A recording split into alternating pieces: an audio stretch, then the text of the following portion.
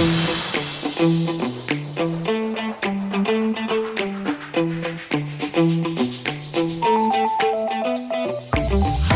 and welcome to The Thriller Zone. I'm your host, David Temple. And on today's 149th episode of The Thriller Zone, we present 6 superstar authors in this bonus episode. I recently attended Bouchercon 23, where David Brown of Atria Mystery Bus invited me to host their Saturday brunch and chat with a small stable of their clients. Now, what follows is a brief synopsis of those authors and their latest work. Each conversation is shorter than 15 minutes, but it gives you a great insight to their latest and or up-and-coming releases. Those authors begin with my good friend Chris Hauty, author of The Devil You Know.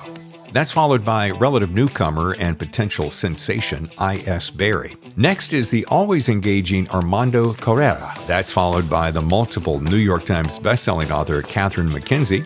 Then you'll meet debut author Katy Hays, and we'll wrap with my friend and yours, the mega hit multimedia wonder Jack Carr. Short but sweet, I hope you'll enjoy this 1 hour of engaging conversations with 6 authors who are sure to take this world by storm, if they haven't already. Hint, hint. Special thanks to my new friend in books, David Brown at Atria Mystery Bus, one of the hardest working guys in the business, and a super special thanks to my wife, Tammy, who makes my life a better place. By the way, who knew she was such a good videographer?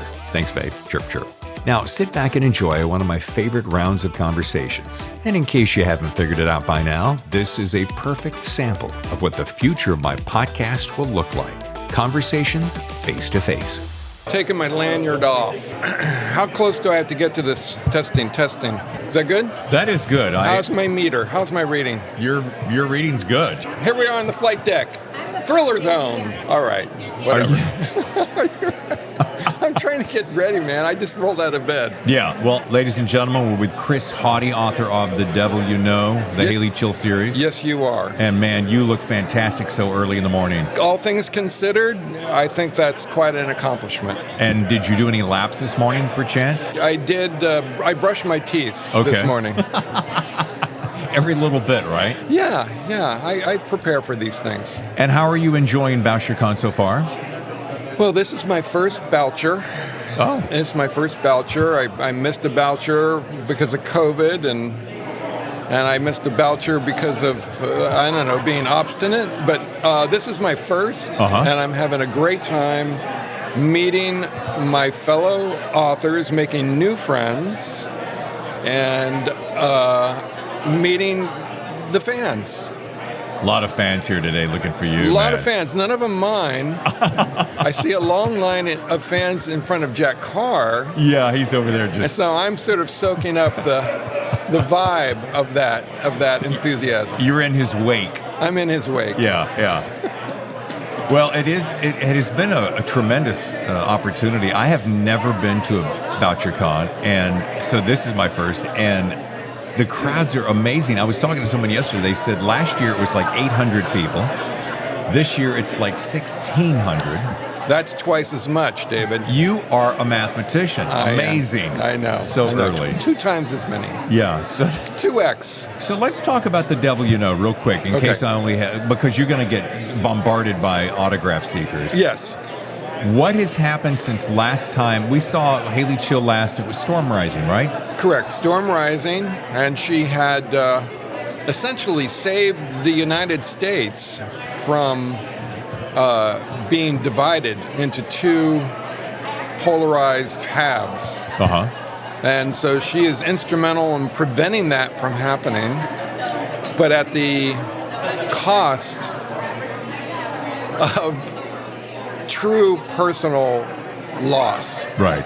And so when that book ends, she is in a bad place emotionally and maybe even a little bit professionally in her role as a deeper state operative. So as The Devil You Know opens, Haley Chill is still in a bad place emotionally and professionally. And it's really all about her, of course, saving the day. Right. In this case, preventing the assassination of a second U.S. Supreme Court justice. I know. How do I do this? How do you do it? And at the same time, simultaneously, which means the same thing as at the same time. She saves 19 school kids and their bus driver from certain horrific death on the idyllic island at the time of Maui. Wow. Yeah. I noticed one thing. You're always ahead of your time. Every single book. Have you noticed this? Of course you have. It's weirdly prophetic. It's weird. Deep State started that way, and every single book, the book comes out within months, something inside that book happens. It worries me. Well, Nostradamus comes to mind. It makes me wonder if the next book, if there's any more Haley Chill, what we could look forward to then or be afraid of. True.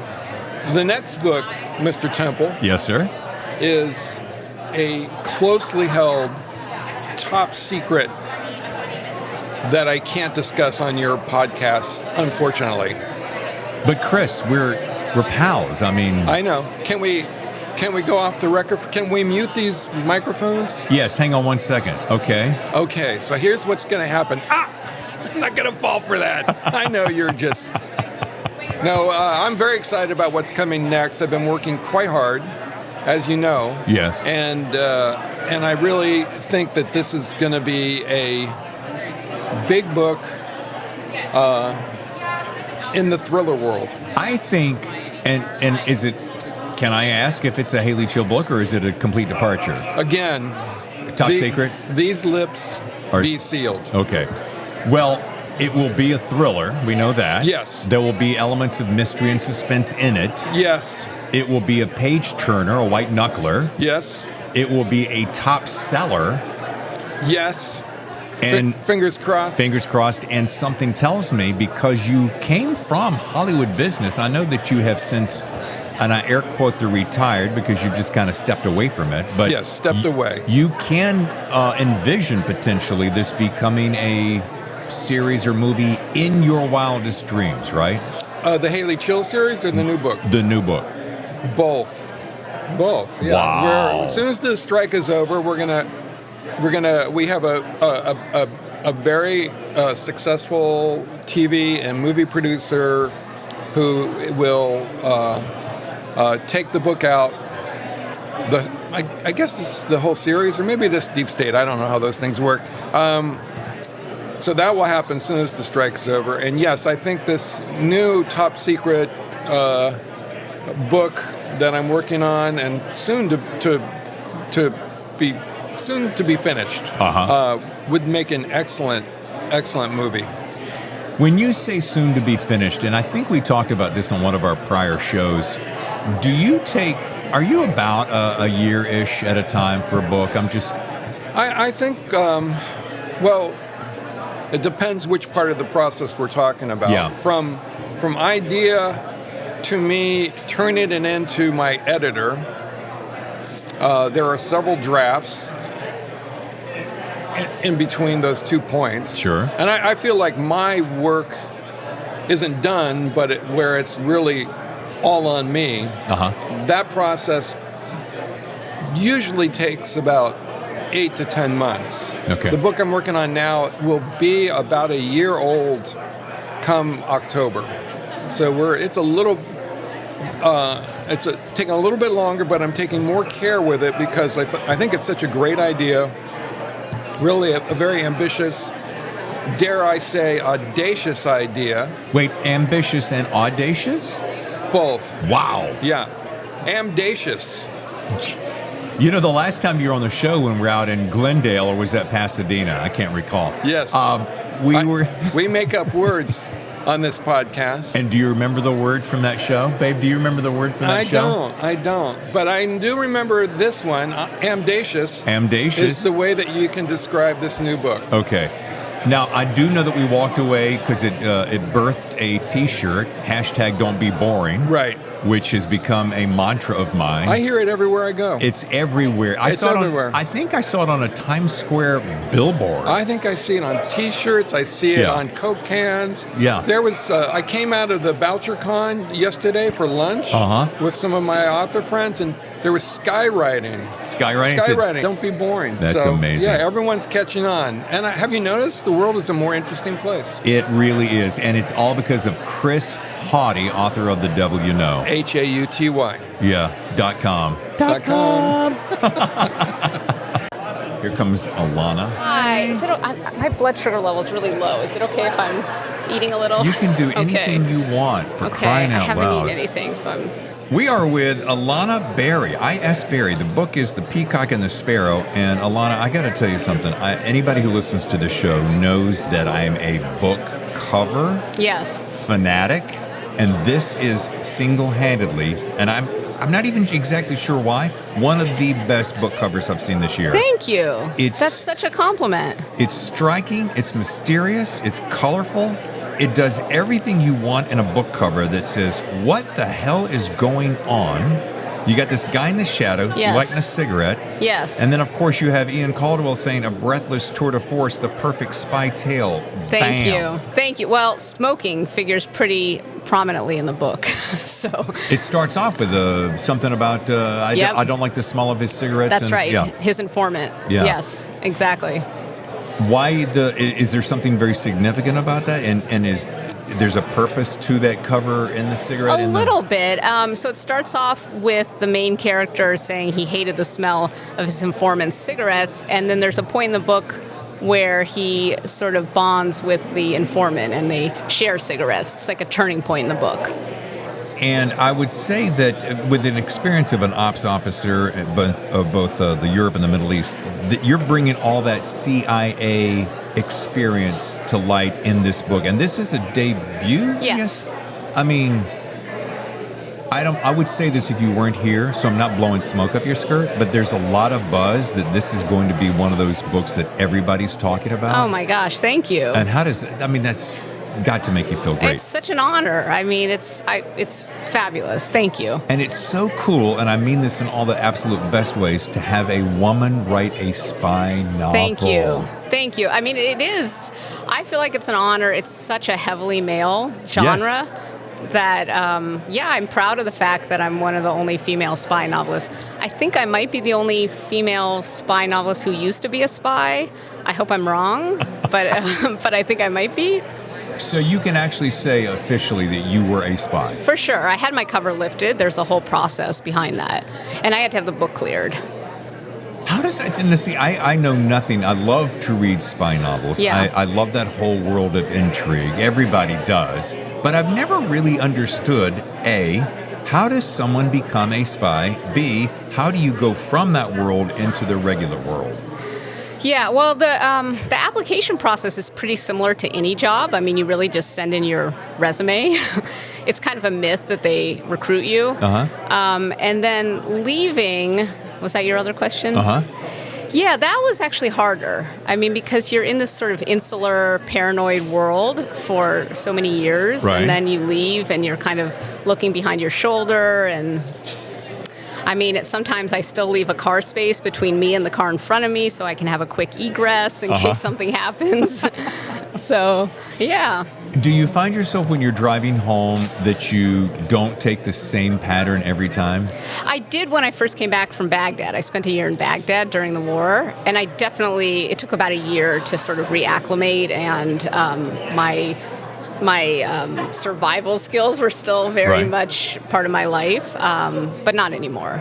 First time I'd ever heard about that, my brother used to be in intelligence in the Air Force, and some division, I still don't know what it is, and he said he never drove home the same way ever. And I was like, what is that like? He goes, you just get into the habit of it because you have to be prepared as though someone's possibly tailing you.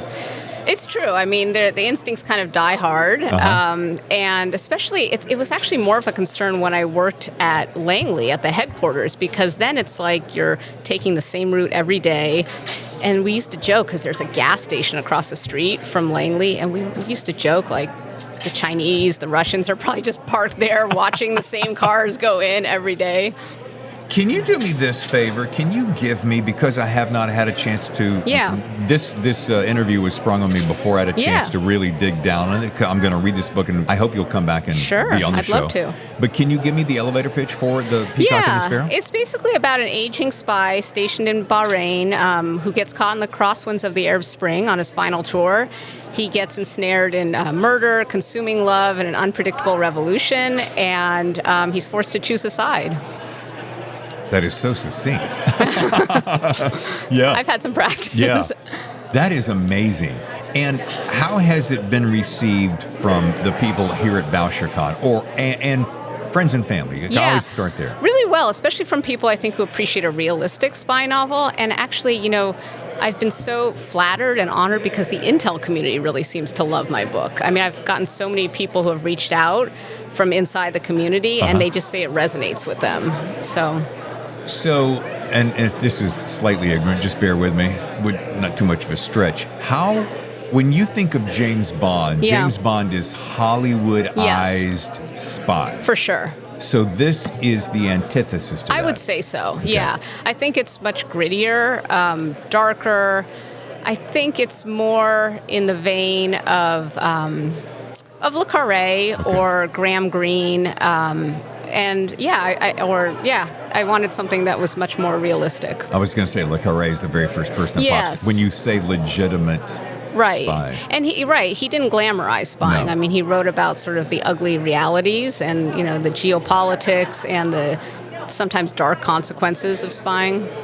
Did you grow up wanting to be in CIA and the spy world and that whole mysterious segment of society? Definitely not. No? I'm a lawyer by training, so I kind of anticipated a more practical route. But I studied abroad in college, and then I worked overseas after college as an editor for a newspaper in Prague during the 90s. Which was sort of the left bank at the time, the new left bank. And I kind of just fell in love with the world beyond. I mean, at the time, that was communism had fallen, and it was an area in transition, Eastern Europe, and that really kind of sparked my love of foreign affairs. Speaking, since we are in the center of Bouchercon, what has been a highlight for you? What's something that you came here not expecting that you were pleasantly surprised with? I mean, just meeting the other authors I've just been blown away, and the level of support and camaraderie, and meeting Mystery Mike, and the Deadly Pleasures crowd, and it's been wonderful. Isn't it neat? And neat seems like such a shallow word, except for the fact that it's such a neat idea that you can step into a world that one would think would be so highly competitive, and yet is so open arm, welcoming, and supportive. It's 100%. Yeah. I mean, I've said this before. I was blown away by how supportive writers are. It is the most supportive profession I've ever worked in. I mean, I was a lawyer, I worked as a spy, and those were not professions where you're, supporting the person next to you as much. No. It's much more cutthroat, and I'm just blown away by it. Do you have, and I don't want to take away from The Peacock and the Sparrow, but do you have plans for a future book, and is it in process, or is it? Yeah, I started writing, and it's going to be a spy novel. It's going to have a female protagonist, I think. Nice. And I think it's going to be based on my experience spying in Baghdad. I'm kind of going to fictionalize it, and I'm focusing on one operation in particular where I helped apprehend a top 10 terrorist target through my informant, only to learn later he might not be guilty. We might have gotten the wrong guy. So true. That part's true. Wow. So what is a movie or a TV series today or in the recent that would be similar to that story that you're going forward with? Sort of the same vibe, the same. I really love the movie Beirut with John Hamm. Yeah. Which I felt like was so gritty and not overly glamorized. Yes, that's what we liked about it. It's my wife. Oh, okay, yeah. Yeah, we loved it. You guys saw it. Yeah, and just fascinating. Yeah. Because sometimes they do this, it's so polished and so pretty that I'm like, is it really like? I mean, you have people jumping from roofs and stealing cars and You know what series I loved was Babylon Berlin, which is a German series, but they've dubbed it into English. It's not strictly a spy series, but it takes place in Weimar Germany, just before the rise of the Nazi Party, and but it's so dark and noirish and gritty, and it feels like a spy series. And that leads me to this final question, which is, and I know it's a dream. It's a dream of mine as a writer. Have you had anybody interested in this, turning this into either a film or a TV series? I have, yeah. Already? Yeah, a couple. I love it. Yeah, I think it's all sort of in flux now with the writer's strike. Sure. So, but yeah, we have a couple things. Maybe by the time you come onto the show, which is in the very near future, I trust, I'd love we that. can maybe talk a little bit more, and you can That tell would be us wonderful. more. I certainly don't want to speak out of turn, but Thank you. well, Alana, thank you so much. Thank you so much. This was a pleasure. Yeah. Thank you. Looking forward to reading. The book again is The Peacock and the Sparrow. Thank you. Awesome. Okay, thank you so much. And let me make sure I get this. Armando Lucas Correa. Correa. Like Korea, but Okay. perfect. Nice. I'm not that smart, so I got to really work on it. The book is The Silence in Her Eyes, and I'd love to. How about this? We'll start off with a little elevator pitch. What this book is about. This book is about a girl. She's 28 years old, and she's gonna be by herself for the first time in her whole life. She can see the movement. She's a kind of blindness, and she only see statures. Okay. Everything is stopped since the day she was 8 years old. Oh, wow. The sickness is called akinetopsia, and it's reversible. And she's creating a world around her with all these images around her. Oh, wow. Yeah. It's metaphysical, mystical. Yeah, and then, she met the neighbor, a girl, and she transformed into her, and they create a craziness in the middle of New York today. Yeah. Which is where you live now, isn't it? The whole book is in my apartment. That's the funny thing. Oh, it's my that's right. neighborhood, my bookstore. Everything is in my apartment. I love When it. you open the door, you can see Morningside Park, and you can see the dog. And I love creating this craziness around me. Yeah. You're the author of, is it The German Girl? The German Girl. Now yeah. that was a monster hit, wasn't it? Oh yeah, that opened all the door for me, and I was lucky because I remember I was a friend of this editor, Johanna Castillo at Simon & Schuster. She can read in Spanish, and my first book, it was a kind of memoir, In Search of Emma. And I remember having a lunch with her, and she said to me, Armando, you have to write a novel. I said, Johanna, every writer has a novel under the bed. Yeah.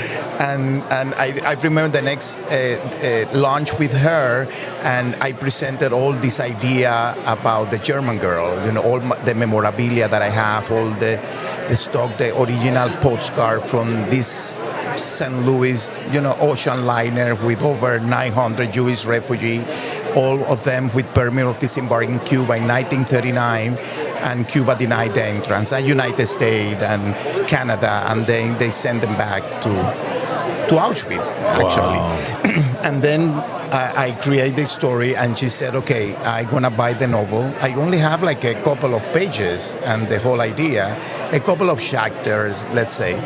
And she said, Simon & Schuster is going to take like 2 weeks to make a decision. The next day, I have a contract on my desk.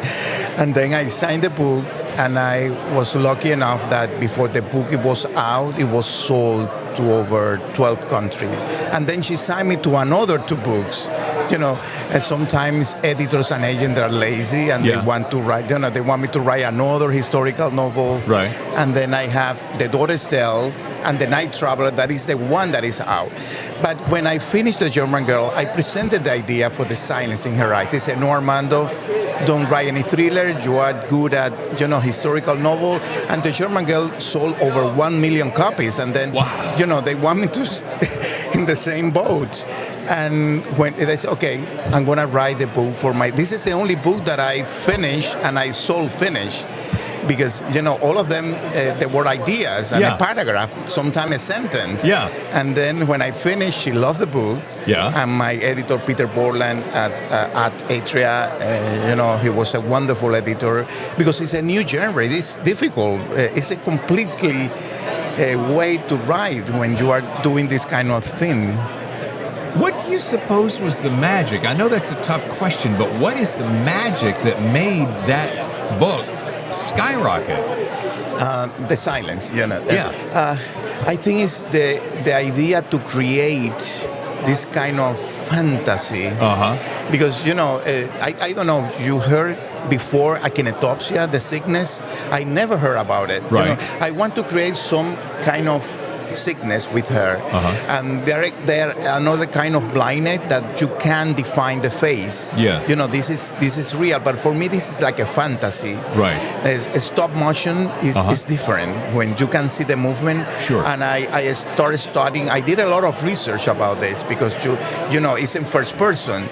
You have to write like you are in her mind. Right. Seeing all this work and creating a story in every person that is stopping you. Right. Because the only way you lost the person is when you blink.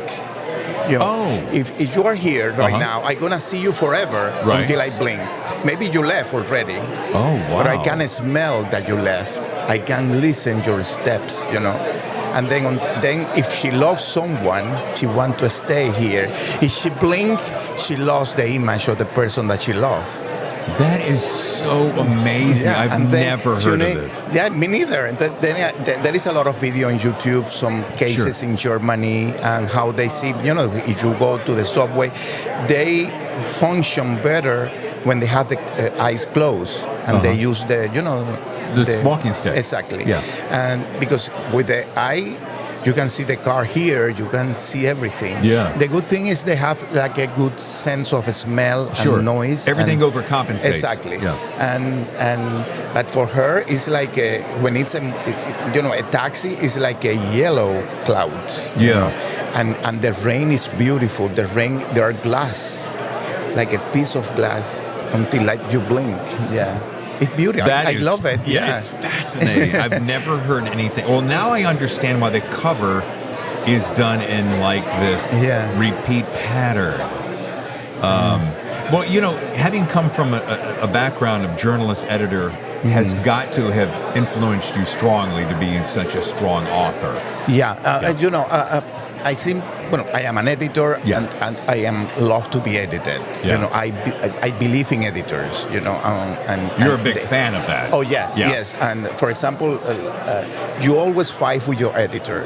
When you finish your first draft, you send your masterpiece, you think it's a masterpiece. Right. And then when the editor, of course, the first paragraph, you're brilliant, you're a genius, and then, step one, step two, say, he's crazy.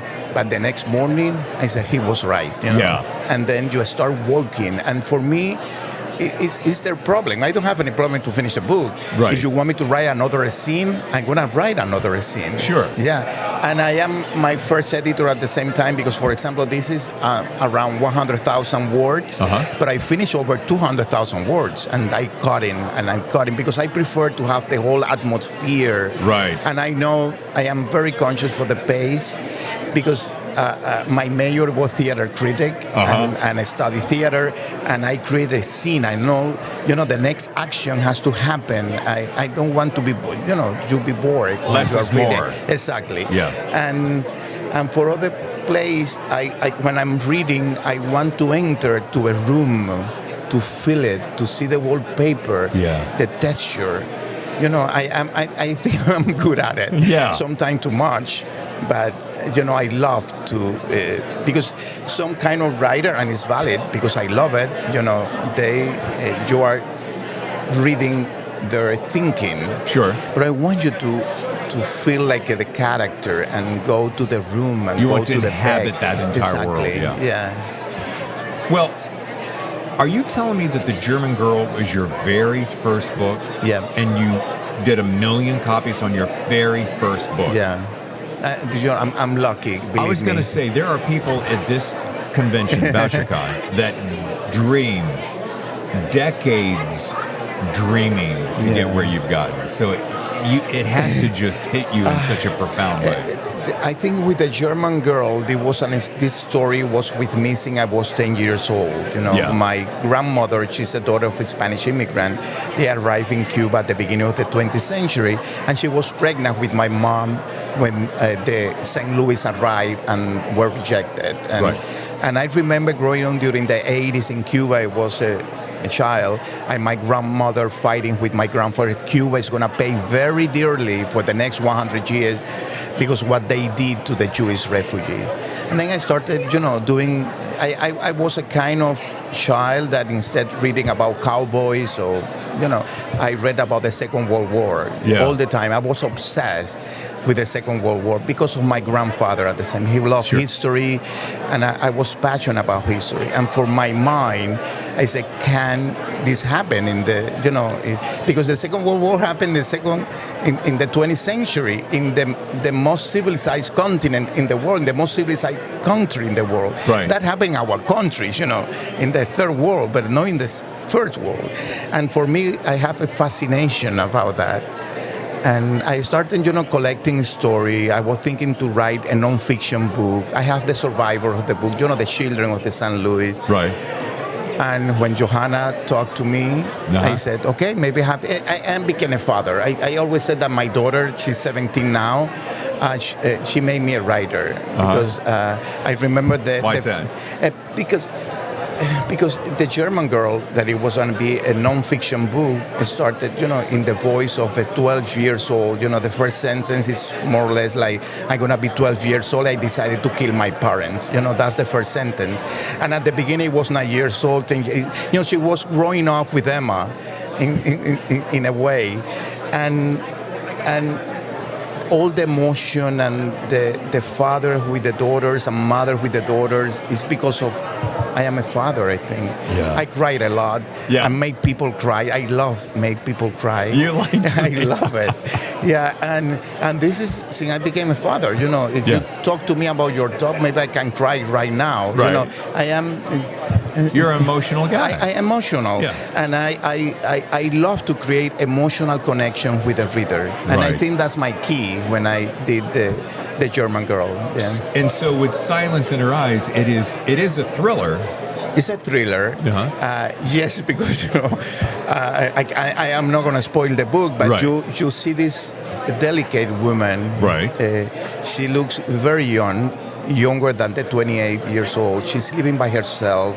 She's in love with the delivery guy, with the guy in the book called, she's a good reader. She's all the time reading. Right.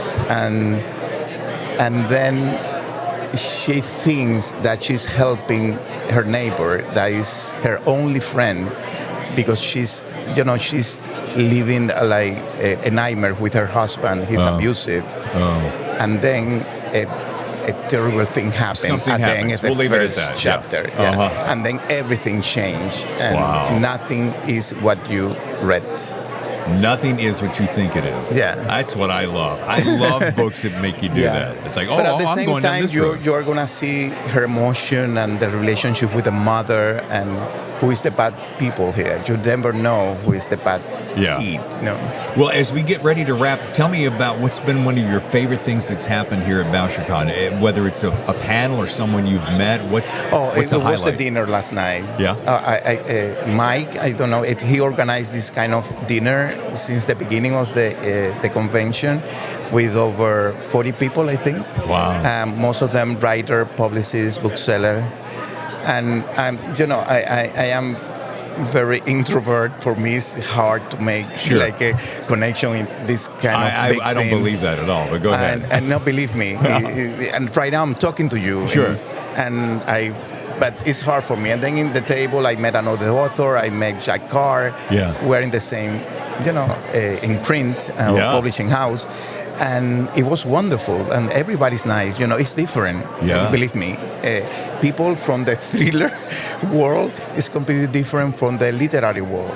And how is that? What's the biggest? They're friendly.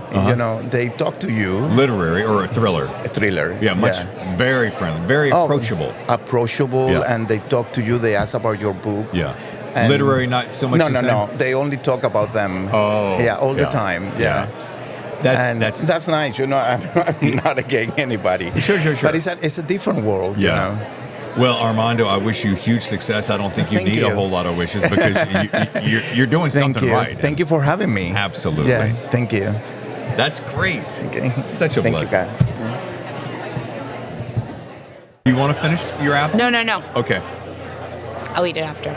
Catherine McKenzie has written a book called Have You Seen Her? And she's right here on the Thriller Zone. Thanks for joining us. Thanks for having me. How about Bouchercon so far? Having the big thrill of your life? It's been fun, for sure. Maybe you can hear it in my voice. Yeah. Too much talking. Maybe too much talking at the bar. Was last night particularly, I mean, you know, Fridays and Saturdays tend to be the big... Yeah, I think actually Thursday night was my big night. I went to bed a little earlier yesterday. Yeah. So yeah. And what's been a highlight so far for you? Just it's always fun to meet with other writers and meet some fans. And one of my editors is here, so I've been hanging out with her. So it's been fun too. Tell us, so we can jump into a little bit of a elevator pitch, because I have not had a chance to read the book. It just was presented to me, but... What? No, I know. It's fine. I'm storming out of here. It's okay. Tell me about this book. So Have You Seen Her is the story of Cassie Peters, and she is leaving New York for reasons which we will discover eventually, of course, to go join the search and rescue squad in Yosemite National Park, which she had done 10 years earlier. Soon after she gets there, a couple goes missing, and it echoes another disappearance of a couple 10 years earlier that she was also involved in. Wow. Pulls you right in. Now, I was reading that a lot of your work's been optioned for television. True. Is this one also in that? This one has not yet, I'm going to say yet, I'm going to be positive. It has not yet been optioned, no. And where can we possibly see some of this show up? Besides the top selling book lists. Oh, right. Well, nothing's been made yet, you know, Hollywood, which is on strike. Yes. The vagaries of that. But yeah, I have various projects at various stages of development. One of my books, I'll Never Tell, they've actually written 2 scripts for it. And so maybe it'll become a TV show when the strike gets resolved. For someone who is listening to the show that doesn't quite know how that machine works, yeah. Can you walk me through that? So if Hollywood comes to you and says, Catherine, we love your book, we want to turn it into a TV series. Right. How does that happen? So they do what's called option the book, which is they give you some money to have the right to produce it, usually for a year, 18 months. And then they normally try and find a screenwriter to write a script, come up with a pitch and write a script. And if they like that, then they go to networks to try and get a deal. And if the network likes it, then they ask for a bunch of revisions, and maybe they ask for a second script. And then eventually, if they actually go to make the first episode, they have to write a check to the author to buy the rights at that point. And anywhere along that process, anything can go wrong. So you can get paid as an option for them to just have the permission. The permission, and then exactly. when it actually happens, you get paid again. And then if it's super successful, you get paid again. You get paid every episode of TV. There's a fee that you get paid, yeah. How many people do you think see stories like yours? Right. And I have a very specific reason for this. And they go, oh, well, that's what I want to do. And they get into the business thinking, it always happens that way. Oh, yeah. I mean, I've definitely read stories like that. I think once every 6 months, somebody on Twitter is like, I'm going to start writing to get rich, and everyone starts to laugh, obviously. I don't know if that's happened, from my books in particular, but I've met a few people who have said that they started writing because they read my books, which is always kind of very cool. Uh-huh. But I don't know. I mean, I was, people liken getting a book deal to winning the lottery, and I think getting your book made into a TV show or a movie is like, I don't even know what that's like, winning the Super Powerball. Yeah. And then for it to be good on top of it, then that's another whole thing, right? So You mean good, the adaptation that they do? Yeah, right. It's easy to make bad TV. Yeah. It's hard we've to make, seen. as we've seen, it's hard to make good TV. So Speaking of bad, and you started off the conversation a little bit with the strike, how does that hit you? How does that make you feel? What do you think about this? Well, I had a bunch of projects that were like about to go right before the strike. So, it was a little personally disappointing, obviously, and hopefully those will all get revived afterwards. But I think it's super important. I think that, we don't have a union in the book business, but maybe we should. Yeah. But I think that there's been a power imbalance that's really happened in the industry, where the people who produce the content are kind of at the bottom of the totem pole, which seems a bit inverted to me. Not that it's not hard to run a studio, but I feel like there's more than one or two people who could run studios, probably for a little bit less money than $250 million a year. Like, I do it for $5. Yeah. Give me some training. I feel like I could learn how to do that job. But, original, fresh ideas are harder to come by than you'd think. And so I think people should be able to make a living doing a creative pursuit. And Lee Goldberg was on the show recently and had the greatest thing. He said, the guys who are making the decisions are making millions of dollars. Millions. However, all we're asking for is like 100,000. Yeah. A token of money because we created it. And I said, it comes down to one word, and we said it simultaneously, greed. And it always is, isn't it? It is, and I mean, again, I'm not anti-capitalist. Sure. There's enough money to go around for everyone, I think, is the point. That's the bottom the line. WGA has, I think, been amazing at their communication, which they're writers, they should be. And they've put out a graphic that showed that, like, what we were asking for is like 0.18% or something of last year's earnings by the companies. It's nothing. We're asking for nothing. And to be told and to hear from, again, people who are making $50, $100 million a year that, like, we have unrealistic financial expectations or we're greedy it's hard to swallow, That same conversation, if I may continue, is the fact that everyone gets bent out of shape on, I need more money. But we just need a little bit more because in order to propagate more good stories. So they go, we just go AI. So we had this whole conversation about AI. Right. The thing about AI, it regurgitates information that already exists. So what you're going to do is get a watered down version of everything that's already happened in the past. Yeah, I think so. I mean, who knows where AI is going to go? It's in its infancy.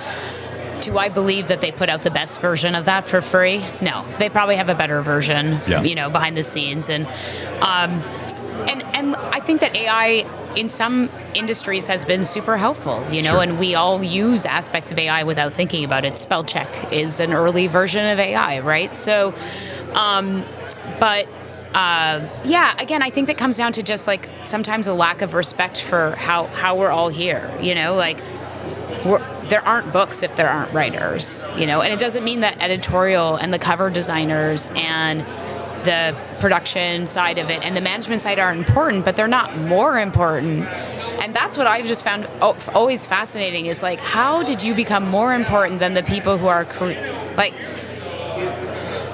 people, I think in general, don't buy books because of an imprint. They buy books because of an author. Exactly. Right? Yes. And they're not like, oh, this person is president of this such and such book company, so I'm going to go buy all their books. They don't care about that. Right. Right. They care about Jack Carr, who's just sitting right over here. Right. That's who they came to see, and that's whose books they want to read. So. And they came to see you too. Oh, that's kind. I saw quite a line out in front of you. Oh, I think that was 2 people, but they are very kind. I saw a line, I think it's on the inside jacket of your book. It's easy to disappear when no one is watching. Right. When I read that right there, between a good cover and a byline like that, it makes me want to read it. Oh, good. This is not a series. It's not a series, no. Do you have any series? Do you have plans for series? I don't have any series right now, but I am writing a series. So finally, after 15 books, I figured out, well, maybe I should write a series. That might be a good idea. Oh, it's 15? Yeah, I've written 15 books. 15 standalones. Wow. Yeah. I got a quick question before you go. A lot of people go back and forth about this. A lot of authors, I just love one original idea and move on to the next one, like you, 15 Right. in a row. Others say, I create this one character and I want to build an entire world and I build a nice career out of it. Do you think there's a right or wrong way, a better or a less better way? No, I don't think there's a right or wrong way. I think I always a big believer that you have to be passionate about what you're writing about. And if you are, hopefully that will connect with an audience. So if you're just doing something because it's like, oh, I think this is what's marketable, that's going to come through. Sure. So for me, my process was, I knew I was done with this story when I didn't have any questions about the characters anymore and I kind of didn't care about them anymore. I know that sounds cold, but I'm like, I was done with them. We spent time together and now it's over. So for me, the challenge in writing a series was coming up with a character that I wanted to spend more than one book with. So far so good. I'm writing book 2 and we'll see.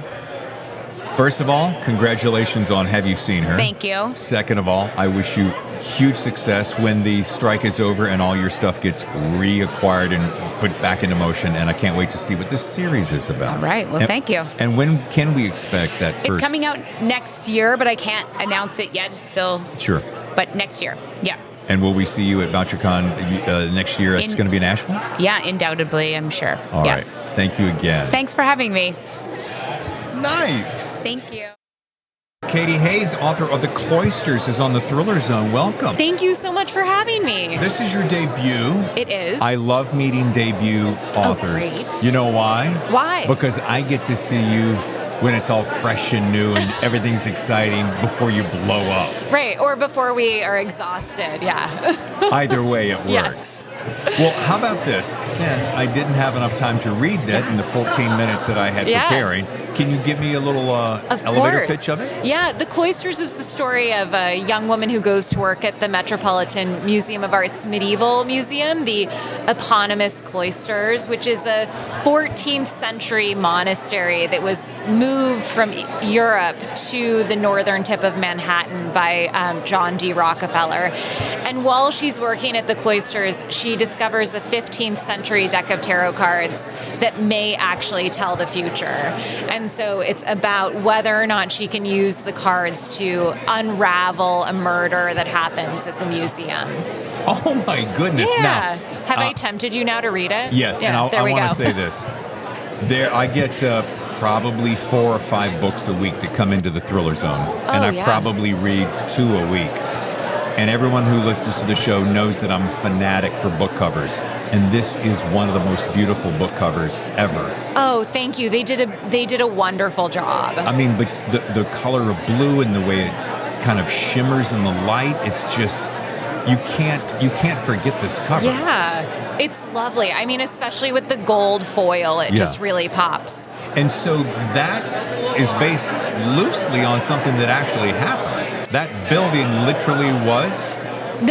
So the Cloisters is a real place, and this is something that actually a lot of readers ask or don't know. If you're not familiar with the Metropolitan Museum of Art's northern branch, they have obviously the main Met on Fifth Avenue, which everyone knows, but they also have a museum at the northern tip of Manhattan in Fort Tryon Park that is dedicated solely to medieval art, and that is the Cloisters Museum, and it was kind of a European folly built by the son of, one of the original American robber barons, and he had a personal medieval art collection, and he wanted a place to house it. And so he went to the Pyrenees in France and bought up all of this sort of tumble-down stone from a cloister and a monastery there, and he shipped all of the stones to the northern tip of Manhattan, to this park, to create a museum for his private collection, which now houses more than just his private collection. But it's an incredible,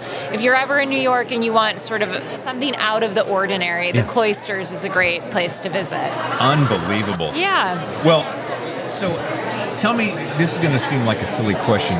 It's a debut book and a New York Times bestseller. So that means you came out of the gate with a major hit. Yeah, I mean, the pressure's on now, right? Yeah, I think that's the challenge. No, I was incredibly lucky. The book was chosen as a Read with Jenna book club pick for the Today Show's book club, which was a really wonderful experience. They're an incredible team. They did a great job by the book, and it has been a really lucky first book experience. How many people do you think, especially here at Bouchercon, where authors are daydreaming of being in your shoes, how hard do you think it is to come out of the gate with a hit like that? And did you ever have that dream? It's funny because the book is a lot about whether or not luck plays a significant role in our life. And I think the reality is that any of the books here are strong enough books to be New York Times bestsellers. I think that there is kind of a golden ticket when you get a book club pick. I mean, it's sort of like winning the debut author lottery. Right. And this book just happened to win it. And I think for me, the best thing about that is that it has an opportunity then to find more readers than it might otherwise. And so I think that's been really great, is to see more readers having access to the book. And it's been a wonderful experience. And what's interesting is it's not your classic straight-ahead thriller. It's more mystery suspense oriented. So the fact that you're basically able to cover two grounds at once. Yeah, I think if you were a true blue thriller reader and you come to this, I don't think the pacing will be quite up to your thriller standards. I would say this is more of a literary suspense novel or a upmarket suspense novel, so it doesn't move with the kind of quick clip of a lot of thrillers. But I do think that, it's deeply rooted in the mystery space. I'm a big reader. Obviously, most writers start as readers, and I'm a big reader of authors like Patricia Highsmith and Megan Abbott, and writers that work sort of in a darker noir, slower mode. I'm obviously like a huge Raymond Chandler, Dashiell Hammett fan too. Sure. I'm a Californian, so there's nothing I love more than some California noir. And I think that it's really a book that will be great for readers who love those authors as well. Awesome. And I have to ask the obvious question is, what are you working on next? Oh my gosh, I just turned in my second book to my editor, so she's reading it now, and I'm really not good at pitching it yet, which is something, obviously I gave you a one-sentence summary on this, but that's 2 years in the making, 3 years in the making. But it's the story of a man whose wife is found dead on the island of Capri, and he lives under the suspicion of having killed her for 30 years, but is exonerated of the crime. And he returns to the island with his daughter, and again, someone dies 30 years later, and it's about the unraveling of the family in the wake of this second death and how it causes them to question everything that came before. And that one is definitely more paced like a thriller. It really, right from the get-go, is just foot on the gas, kind of wonderful. And I love the setting. For me, in a book, I want to travel someplace that you want to spend 6 to 8 hours. So the island of Capri is this kind of weird and magical place that is both, everyone there, it reminds me a little bit of LA. Everyone there is kind of performing something that they want to be or are hoping to be. So it's a lot about appearances, illusions, things like that. Yeah. Well, the book, again, is The Cloisters. The author is Katy Hays, and boy, it's, again, a beautiful cover. I can't wait to read it, and I would love to have you back on the show when we could dig deeper. Great. Thank you so much, David. It's been a pleasure. Thanks. All right. Look at this. I haven't seen the small one. Yeah, this is the baby. Nice. Yeah. That's really Dude, nice. I've been watching your equipment updates. It's pretty serious. You I can't do it. Like when I had the thing, not the computer. I was in that. We can talk about it. Should we talk about it on the thing? I'm talking right now. Oh my goodness! Do I have a headset or no? No. Do you need to? I'm just doing it so I can hear the reference. Gotcha. No, so I started with the larger. Did you say it? Rodecaster Pro. Yeah. Rodecaster Pro. So the large one. Yeah. And then just a camera. So I don't know if there's anyway, just the camera on a tripod. And that's it. And you put the 2 cards in, and then record, record, Yeah. and go. Yeah. And I had headsets, and that was it. That was pretty much it. Now there's no way I could possibly do it. Now there's a podcast tech comes in, sits down. It's still the roadie thing, maybe a news one, maybe a newer one, but it's hooked up to like multiple screens, multiple cameras all over the place and angles and the whole. I don't even know how to turn it on. By the way, we're with Jack Carr. In case anyone hasn't recognized the voice yet, we do have video as well. You have the voice. So, well, I'm trying to emulate it right now, like just by like, it's it. You got the voice for this. Yeah, but you got the talent. Right? How you doing? No, but seriously, I watch your videos, and I always I'm waiting for that wide shot. I'm like, what new toy Jack's got now? I did a little walk around when it first, like last August, I think, is when they finally finished it, and I did a little walk around. And I showed the everything in there, but now it looks not as clean as it did then, because that's where I also put all when the gear segments come in, when people send me things, I do it and then it stays in there, and it's just been piling up. So it's a little bit crazy. So I think I'm going to move out into an office space in town that's a little bigger, and trying to move out of the garage. I'm going to geek out on you a little bit. Let's do it. Because I've watched this since day one. I was there back in Thriller Fest 2019, and you had actually premiered before that. But I've been watching this meteoric rise, and Tammy and I talk all the time, how the hell does he manage this empire? And every time I turn around, it just goes boom, boom, boom. It's chaos. It's constant chaos. Three kiddos. So you're juggling the three kiddos. Yeah. And my wife kind of holds down the fort, but it's still I write very late at night. Yeah. I'm always late with deadlines. Yeah. I pulled a couple all-nighters this time, and they're getting harder and harder to do. Like for Savage Sun, third book, I pulled maybe one or two all-nighters, and it was still like, oh, okay, I'm feeling it a little bit. Yeah. But I can still push through. This last one, 3 all-nighters in a week and a half, and it was painful. Like I felt it much more, and it's only been 3 years from Savage Sun to this one, but I definitely felt it a lot more. This one, 3 years on. Yeah. But no, it's just all prioritize every day, and some things get missed, and I'll have to pick them back up again, and it's constant juggling, always thinking about how to do it better, always thinking how to be more effective and efficient, even in the midst of the chaos, and always adding new things to grow and do those things at the level that my other projects are at. So it's just hopefully everything's making each other better as I grow. But my first nonfiction comes out in October of 2024.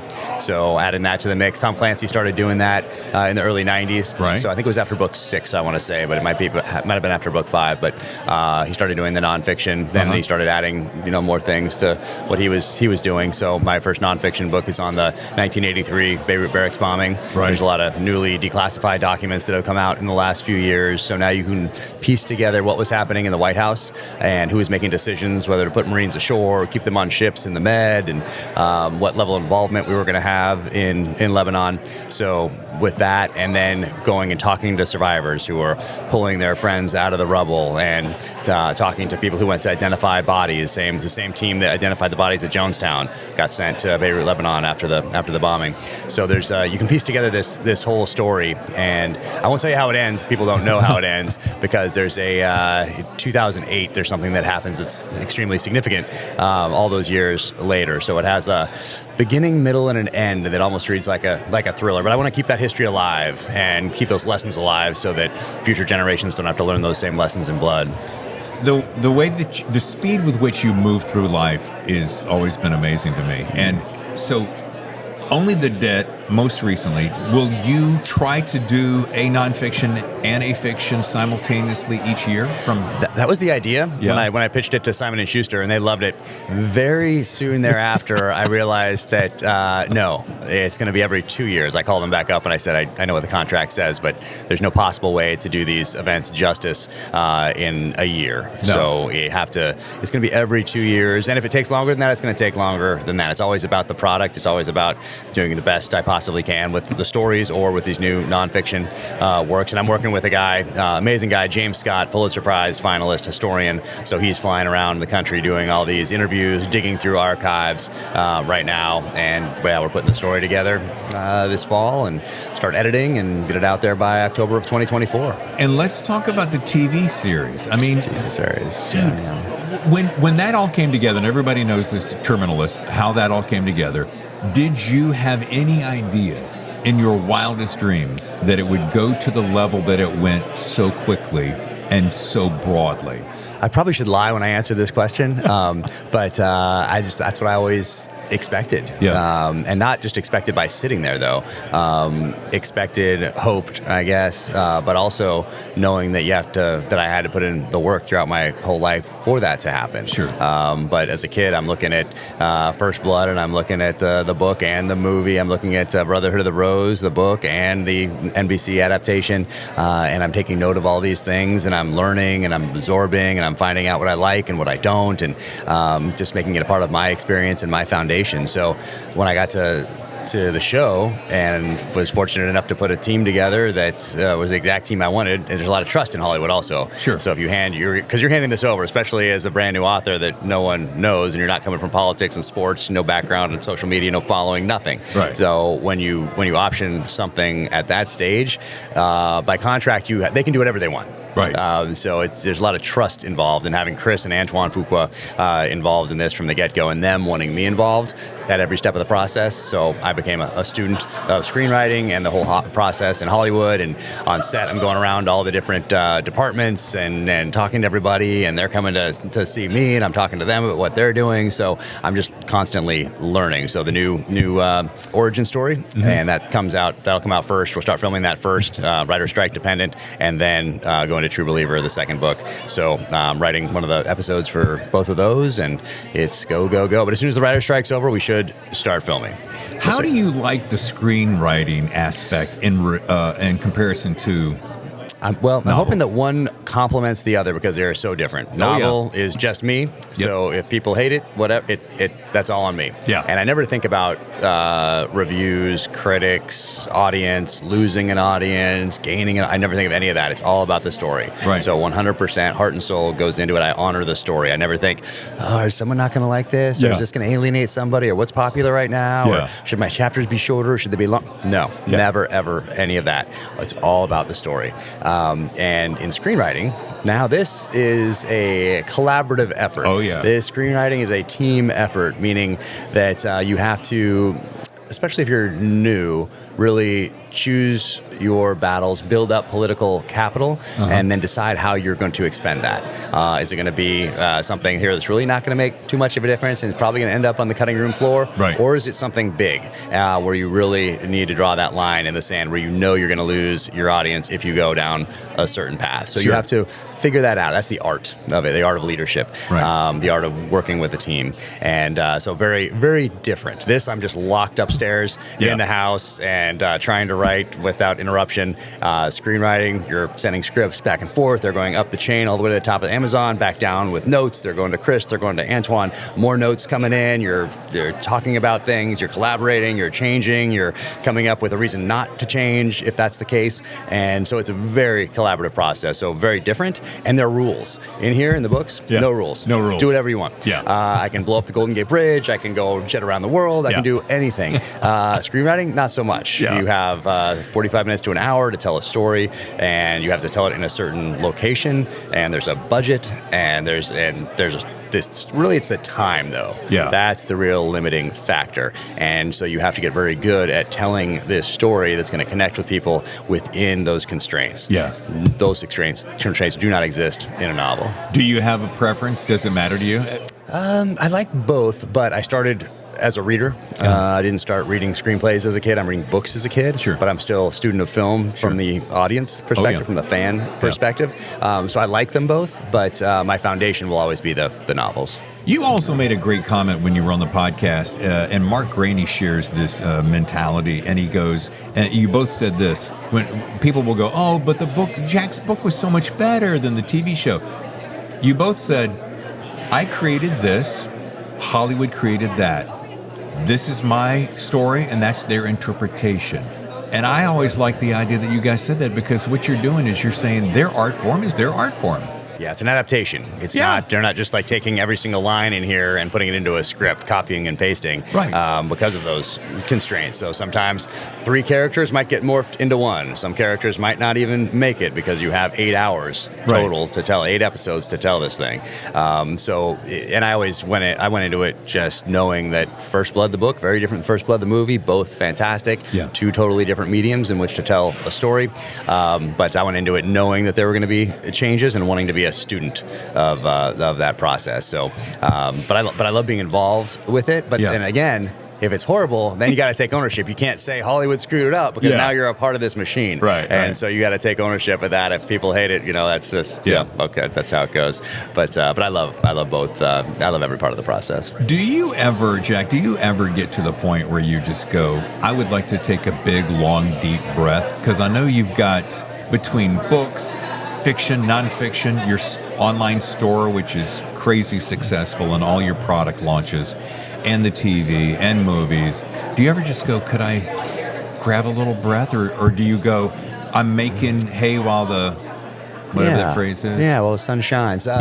So, no, because I've not until just now. So thanks. But no, I think of it more in terms of how do I do this better? How do I focus on doing the things that only I can do? And how do I take some of the things that maybe I don't have to do and give those to somebody else? So I'm bringing on a chief of staff that can help do some of those things that maybe I don't have to be doing. Take over like some emails and meetings and schedules and all that sort of a thing, and act as more of a protector barrier so that I can just focus on the writing and I'm not also doing all of those things. So it's time to professionalize a little bit so I can work on this next book number 7, work on the nonfiction. There's some other projects that haven't been announced yet that are also in the works. So there's a lot to manage, and a lot of those things are things that only I can do. So anything that maybe somebody else can do, I'm going to outsource that, delegate that here in the next few months. I think I know of a wife and 3 children that would probably applaud that. Would that be? It's busy times, but I try to put the pen down, close the computer, put the phone in the other room, and just spend time with them when we're together after school, or like picking up the youngest at lacrosse practice or whatever it is. Then I'm trying to be off, and then only when he goes to bed, then I'm back on for another few hours of uninterrupted work, and then up and back after it again in the morning. And did you tell us just before we came on, daughter is in college now? Yeah. So college there. We have a 15-year-old and a 12-year-old. But it's still constant chaos. I mean, it's just how life is. But I love it, and you got to realize that the kids aren't going to be around for that much longer. So you got to embrace it while you can, and love every minute of it, because you'll miss it when they're gone. So that's kind of how I look at it. And since we're sitting in the middle of Bouchercon, you were a surprise guest at the last minute, weren't you? What made you decide to come back to the old stomping ground? Well, I wanted to come, but there's so much going on. I didn't want to commit and then have to back out at the last second because it's complete chaos. So anyway, that's the reason. I had to back out of something last year, and I feel awful about it. Oh my gosh, I'll never get over it. But so I wanted to avoid that. I tend to overcommit anyway. And I want to say yes to everything and help as many people as I can. And but I also have that issue of now I've said yes to all these things, and now there's deadlines looming, and there's family stuff and all this, and so I need someone to start managing that part of the chaos, because I am notoriously horrible at saying no. So I didn't want to all of a sudden be on all these panels and then have something happen at the last second and have not be able to come. So it's nice to be here. Tammy and I said right when you stepped up, we have been watching you from afar, just cheering you on, and not that you need it, but we're so proud of you. We're so happy for you. Thank you. And your family. And well, I appreciate the support from the very beginning. Means the world, and that's why I love coming to these things also, because it's a chance for me to say thank you to people, and that's what I love doing on social media, and it's what I love doing at book signings and at book festivals and at conferences like this. And it's a chance for me to shake hands with somebody and thank them for taking a risk on me as an author, and then telling a friend. So I sincerely appreciate it. Well, thanks for spending some time with us. Absolutely. Yeah. Awesome. Cool. All right. Nice. I always get so teary around. Oh, I know. Well, that wraps Bouchercon 23. Thanks for joining me. And guess that means it's time to already begin planning for next year, which is slated to launch late August. And yes, the Thriller Zone is already in talks with those in charge about having an even bigger presence at Bouchercon 24 in Nashville, Tennessee. Just a quick reminder before I go, join me next week when my guest will be Lou Berney as we talk about his latest thriller, a book I literally could not put down, Dark Ride. That's Monday the 18th. Also, I'm happy to announce that Detective Lieutenant Joe Kenda will join us on Monday the 25th as we wrap what has been a stupendous September. Joe and I will talk about his latest novel, his first fiction, All Is Not Forgiven, available now from our friends at Blackstone Publishing. So be sure to catch Lou Berney on the 18th and Joe Kenda on the 25th. Last thing, if you haven't yet subscribed to our YouTube channel, do it today at youtube.com/The Thriller Zone. And stay tuned for upcoming announcements about what you can expect on the TZ later this fall. As always, you can find us at thethrillerzone.com and reach us at thethrillerzone@gmail.com. I'm David Temple, your host. I'll see you next time for another edition of The Thriller Zone.